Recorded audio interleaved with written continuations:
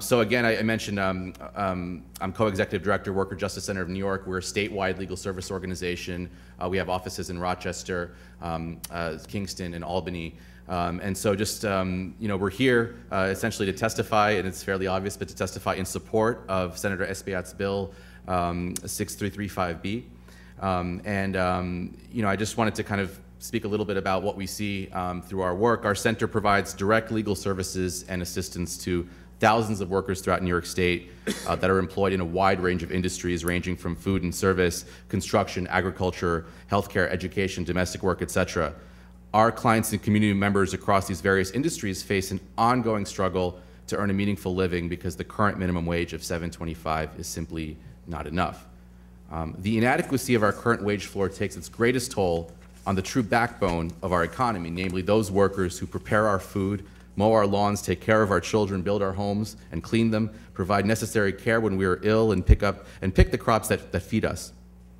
A brief snapshot of the challenges that our clients confront begin to capture the extent of the wage inequity facing hundreds and thousands of New Yorkers every day. Recently, we had a case involving a woman named Lorena, a restaurant worker from Poughkeepsie who worked for a steakhouse there. She worked through her pregnancy on minimum wage, wasn't able to take any leave for it, was hard-pressed to work additional hours beyond 40 hours a week, overtime for which she was not paid because she was simply that hard-pressed to be able to make ends meet, to provide for her family that included 3 children. Of course, you all heard earlier from Myrna, a Kingston-based worker who's making the minimum, slightly above the minimum wage, but as you've heard, stands to benefit substantially were the wage to go up $1, $2, $3, etc.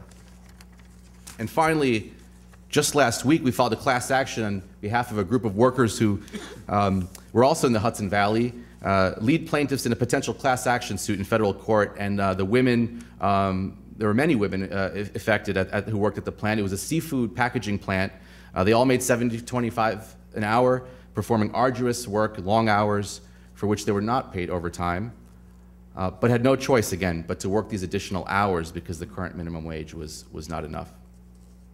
A large percentage of our clients and nearly a third of all minimum wage workers in New York are first-generation Americans, immigrant workers who are poised to raise their families, integrate into U.S. society, but are forced to work the longest hours and are most vulnerable to retaliation when they even seek to ask for a raise because their pay is not enough. An increase in the minimum wage would enhance economic security for these workers and their families who will be contributing to the state and federal economy for years and decades to come. Of course, at the same time, the majority of minimum wage workers are native-born U.S. citizens who have already contributed to our economy for decades and seek to continue to do so. Simply put, an increase in the minimum wage would benefit all workers, regardless of demographic status or region of the state. We know that the experiences of our clients are only the tip of the iceberg. All told, the real value of the minimum wage is, as you've heard, lower than it's been in decades. Not until New York's minimum wage approaches and in fact exceeds $10 an hour will we start to match historical wage levels. Until that time, our economy will only grow more polarized, leaving the average New Yorker worse off, forcing many residents to in fact leave the state and stymieing meaningful economic growth. Finally, New York has always been a leader when it comes to labor standards. The Wage Theft Act that I know many senators were really key in their leadership in having passed last year, ensured that workers who are the victims of wage and hour violations, retaliation, other forms of exploitation are provided adequate recourse. Raising the minimum wage in New York State to a sensible level is as critical as any of those recent reforms that we have seen and assures that worker protection mechanisms have a maximum impact on our state's workforce. As our economy continues to impose serious day-to-day hardship upon millions of New Yorkers, raising the minimum wage is a fundamental solution that will have an immediate and lasting impact upon residents across the state. We know that New York can and must do better. Please support the passage of Senate Bill 6335B and a fair wage for all New Yorkers. Thank you for your time. Thank you. Senator Krueger? Hi, thank you. Okay, for the record, sometimes I get asked if I'm related to Freddie or Carl, and I'm not, but I am related to Alan Krueger, whose research you were referencing. So sometimes I hope some of the DNA passes through. But the real question for this panel, so first, thank you very much. So I'm a legislator. I want to pass this bill. But I'm also worried that many people in my Senate chamber apparently don't agree with me or us, and they're not going to want to pass this bill.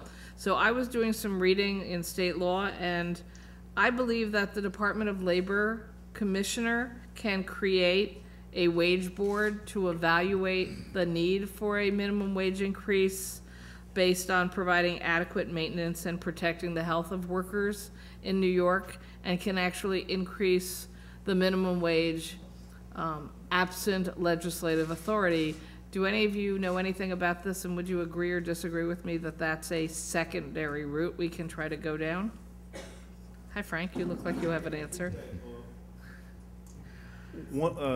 I think Mark Dunley from the Hunger Action Network is scheduled to speak after us. Okay. Mark had filed, maybe on more than one occasion, but on at least one occasion, he's filed petitions with the Commissioner of Labor to do that, and when he speaks, he might be able to tell you more about his experience with that. But I don't know it in detail. I know that what you're saying is correct, that the Commissioner of Labor, on his or her own initiative or in response to a petition, can convene a wage board.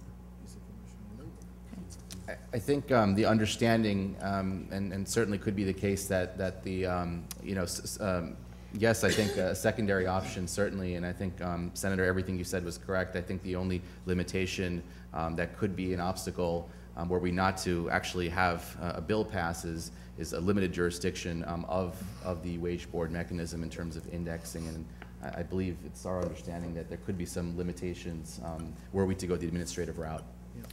So legislation is preferable, but it's not the only option. Yeah, I think he was sounding even a greater warning that because I think when Commissioner David Axelrod and the Public Health Board tried to limit indoor smoking by rule, that one of the reasons it was struck down was that the argument that the legislature had considered it and not done it. Got it. So I think it's worth looking at those Procedure. cases. So it's good that you're considering a minimum wage increase, but now that you're considering it, you have to figure out how to be successful. Fair enough. Thank Right. you. Thank you very much. Thank you. Senator Squadron? Can we just, very briefly, and I know it's been touched on both earlier and you even touched on it a little bit, just talk briefly about indexing, right? So just for myself and others at home who just may be a little thick on this, what is the possible reason to increase the minimum wage? Clearly it needs to be done. Clearly it isn't done frequently enough, right? There's very little opposition to that. Just so I understand, what is the reason not to index?